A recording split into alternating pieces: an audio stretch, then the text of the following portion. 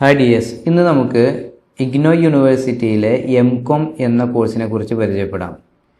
ഇതിനകത്ത് എം.കോമിന് എത്രയാണ് ഫീ വരുന്നത്, ഡ്യൂറേഷൻ എത്രയാണ്, സ്റ്റഡി സെൻറ്റേഴ്സ് ഏതെല്ലാം, സബ്ജക്റ്റുകൾ ഏതൊക്കെയാണ് പഠിക്കാനുള്ളത് തുടങ്ങിയ കാര്യങ്ങളാണ് നമ്മൾ ഡിസ്കസ് ചെയ്യാൻ പോകുന്നത്.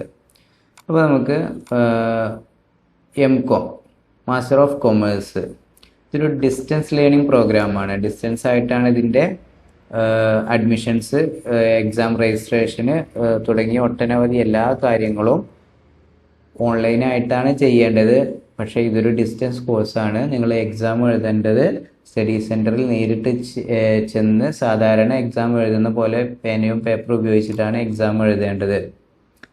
അതുപോലെ തന്നെ നിങ്ങൾക്ക് അസൈൻമെൻറ്റ് സബ്മിറ്റ് ചെയ്യേണ്ടത് നേരിട്ട് ചെന്നിട്ട് തന്നെയാണ്, സ്റ്റഡി സെൻറ്ററിൽ നേരിട്ട് ചെന്നിട്ട് തന്നെയാണ് അസൈൻമെൻറ്റ് സബ്മിറ്റ് ചെയ്യേണ്ടത്. ഇതൊരു 2 ഇയർ PG പ്രോഗ്രാമാണ്.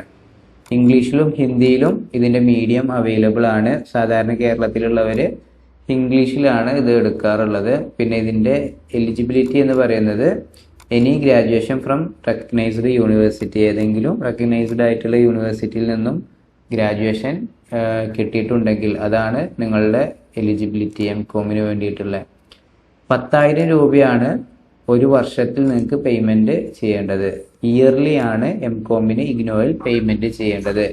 അപ്പോൾ 10,000 രൂപയുടെ കൂടെ രജിസ്ട്രേഷൻ ഫീയും ഡെവലപ്മെൻറ്റ് ഫീയും കൂടിയിട്ട് 10,700 രൂപയാണ് നിങ്ങൾ യൂണിവേഴ്സിറ്റിയിൽ പേയ്മെൻറ്റ് ചെയ്യേണ്ടത്. ഈ പേയ്മെൻറ്റ് അതുപോലെ സെക്കൻഡ് ഇയറിലും നിങ്ങൾക്ക് ഇതുപോലെ ചെയ്യാം. അപ്പോൾ ഈ രജിസ്ട്രേഷൻ ഫീയും ഡെവലപ്മെൻറ്റ് ഫീയും ഒഴിവാക്കിയിട്ട് 10,000 രൂപ മാത്രമേ സെക്കൻഡ് ഇയറിൽ ഫീ വരുന്നുള്ളൂ. ഇനി നമുക്ക് ഏതെല്ലാം സ്റ്റഡി സെൻറ്റേഴ്സിലാണ് എം.കോം അവൈലബിൾ ആയിട്ടുള്ളത് എന്ന് നോക്കാം. കൊച്ചിൻ റീജിയൻ സെൻറ്ററിൻ്റെ അണ്ടറിൽ വരുന്ന സ്റ്റഡി സെൻറ്റേഴ്സാണ്. ഇത്രയും കോളേജുകളിൽ നിങ്ങൾക്ക് എം.കോം പ്രോഗ്രാം അവൈലബിൾ ആണ്. ഇത് തിരുവനന്തപുരം, ട്രിവാൻഡ്രം റീജിയൻ സെൻറ്ററിൻ്റെ അണ്ടറിൽ വരുന്ന കോളേജുകളാണ്. അപ്പോൾ ഇത്രയും സെൻറ്റേഴ്സാണ്, സ്റ്റഡി സെൻറ്റേഴ്സാണ് നിങ്ങൾക്ക് എം.കോമിന് ട്രിവാൻഡ്രം റീജിയൻ സെൻറ്ററിൻ്റെ അണ്ടറിൽ വരുന്നത്. ഇത് വടകര റീജിയൻ സെൻറ്ററിൻ്റെ അണ്ടറിൽ വരുന്ന സെൻറ്റേഴ്സാണ്.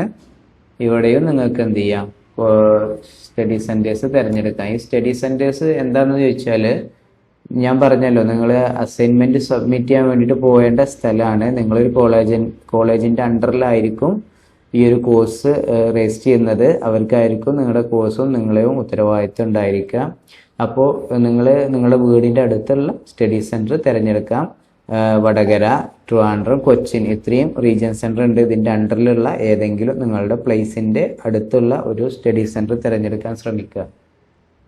ഇനി നമുക്ക് ഇതിൻ്റെ ഡ്യൂറേഷൻ എന്ന് പറയുന്നത് 2 വർഷമാണ്. മാക്സിമം 4 വർഷം വരെ യൂണിവേഴ്സിറ്റി നിങ്ങൾക്ക് അലോട്ട് ചെയ്ത് തരും. 2 വർഷത്തിനുള്ളിലോ 3 വർഷത്തിലോ കഴിഞ്ഞില്ല എന്നുണ്ടെങ്കിൽ മാക്സിമം 4 വർഷത്തിൻ്റെ ഉള്ളിൽ ഇത് ഫിനിഷ് ചെയ്യണം. 4 വർഷം കഴിഞ്ഞു കഴിഞ്ഞാൽ നിങ്ങൾക്ക് ഇതിൻ്റെ വാലിഡിറ്റി കഴിഞ്ഞു, അതിനുള്ളിൽ നിങ്ങൾ കംപ്ലീറ്റ് ചെയ്തിട്ടില്ല എന്നുണ്ടെങ്കിൽ വീണ്ടും നിങ്ങൾ ആദ്യം മുതൽ പഠിക്കേണ്ടി വരും. വീണ്ടും 1 മുതൽ രജിസ്റ്റർ ചെയ്ത് തുടങ്ങണം. അപ്പോൾ ഇതിലേക്ക് ഇനി നെക്സ്റ്റ് വരുന്നത് നമ്മുടെ കോഴ്സുകൾ, സബ്ജക്റ്റുകളൊന്ന് പരിചയപ്പെടാം. ഏതെല്ലാം സബ്ജക്റ്റുകളാണ് നിങ്ങൾക്ക് പഠിക്കാനുള്ളത്. 4 സെമസ്റ്ററുകളിലായിട്ടായിരിക്കും നിങ്ങൾക്ക് എക്സാം വരുന്നത്. ഫസ്റ്റ്, സെക്കൻഡ്, തേർഡ്, ഫോർത്ത് അങ്ങനെ. അപ്പോൾ നമ്മുടെ രജിസ്ട്രേഷൻ ഇയർലി ആണെങ്കിലും നിങ്ങൾക്ക് എക്സാം വരുന്നത് സെം വൈസ് ആയിട്ടായിരിക്കും. ഓരോ സെമ്മിലും നിങ്ങൾക്ക് എന്ത് ചെയ്യാം, എക്സാം എഴുതാം. ഇപ്പോൾ നിങ്ങൾ രജിസ്റ്റർ ചെയ്യണമെന്നുണ്ടെങ്കിൽ നിങ്ങൾക്ക് വരുന്ന ജൂൺ 2026 ഫസ്റ്റ് സെമസ്റ്ററിൻ്റെ എക്സാം എഴുതി കംപ്ലീറ്റ് ചെയ്യാവുന്നതാണ്.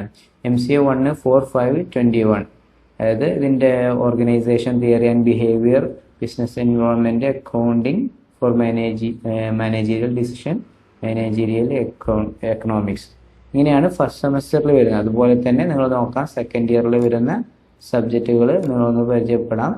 അപ്പോൾ നിങ്ങൾക്ക് ഈ സബ്ജക്റ്റുകൾ ഏതാണ്, എങ്ങനെയാണ്, ഇത് എന്താണ്, ഇത് നെയിം മാത്രമേ അറിയത്തുള്ളൂ, വേറെ മറ്റുള്ള ഇതിനകത്ത് എന്താണ് പഠിക്കേണ്ടത് എന്നറിയില്ല എന്നുണ്ടെങ്കിൽ ഞാനൊരു കാര്യം കാണിച്ചു തരാം. നിങ്ങൾക്ക് MCA 1 ആണ് പഠിക്കേണ്ടത് എന്നുണ്ടെങ്കിൽ നിങ്ങളുടെ ഈ ഒരു ക്രോമിൽ പോയതിനു ശേഷം MCA 1 എന്ന് ജസ്റ്റ് ടൈപ്പ് ചെയ്താൽ മതി. അപ്പോൾ നമ്മുടെ ഇഗ്നോയുടെ അണ്ടറിലുള്ള ഈക്യാൻഘോഷ് എന്ന് പറഞ്ഞിട്ടുള്ള ഈ ഒരു സൈറ്റിൻ്റെ ലിങ്ക് വരും. MCA 1 organisation theory and behaviour, ഇതിൽ പോയി കഴിഞ്ഞാൽ നിങ്ങൾക്ക് ഇതിൻ്റെ ഓരോ ബ്ലോക്ക് വൈസ് ആയിട്ട് നിങ്ങൾക്ക് ഇത് ഡൗൺലോഡ് ചെയ്യാനും അതുപോലെ തന്നെ ഇത് പഠിക്കാൻ യൂണിറ്റ് 1 എന്ന് പറഞ്ഞിട്ട് വന്നിട്ടുണ്ട്. ഇത് നിങ്ങൾക്ക് എന്ത് ചെയ്യാം, ഇത്തരത്തിൽ ഓപ്പൺ ചെയ്തിട്ട് ഇതിൽ അകത്ത് എന്താണ് പഠിക്കേണ്ടത്, എന്താണ് കണ്ടന്റ്, എന്താണ് സിലബസ് എന്ന് നിങ്ങൾക്ക് പരിചയപ്പെടാൻ സാധിക്കും. അപ്പോൾ ഇത്തരത്തിൽ നിങ്ങൾ സിലബസ് പരിചയപ്പെട്ട് നോക്കാം.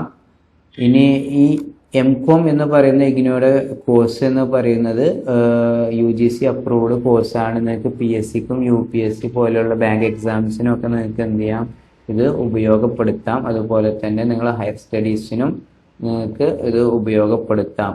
അപ്പോൾ നിങ്ങൾക്ക് ഈ എംകോം എന്ന കോഴ്സ് നിങ്ങൾക്ക് തുടർ പഠനത്തിന് വേണ്ടിയിട്ട് നിങ്ങൾക്ക് എടുക്കണം എന്നുണ്ടെങ്കിൽ, രജിസ്ട്രേഷൻ ചെയ്യണം എന്നുണ്ടെങ്കിൽ നിങ്ങൾ എഡ്യൂഫിക്സ് അക്കാദമിയുടെ നമ്പറുമായിട്ട് ബന്ധപ്പെടാം. നമ്പർ ഞാൻ ഡിസ്ക്രിപ്ഷൻ ബോക്സിൽ കൊടുക്കുന്നുണ്ട്. അതുപോലെ ഇനിയും ഇതുപോലെയുള്ള യൂണിവേഴ്സിറ്റി സംബന്ധമായിട്ടുള്ള ഡീറ്റെയിൽസ് ഇൻഫർമേഷൻ അറിയുവാൻ വേണ്ടി ഞങ്ങളുടെ ഈ യൂട്യൂബ് ചാനൽ സബ്സ്ക്രൈബ് ചെയ്യുക, ലൈക്ക് ചെയ്യുക. ഓക്കെ, കൂടുതൽ ഡീറ്റെയിൽസിനായി നമ്മുടെ വാട്സപ്പ് ഗ്രൂപ്പിൻ്റെ ലിങ്ക് കൊടുക്കുന്നുണ്ട്, അതിൽ ജോയിൻ ചെയ്യാം കേട്ടോ. Okay, thank you.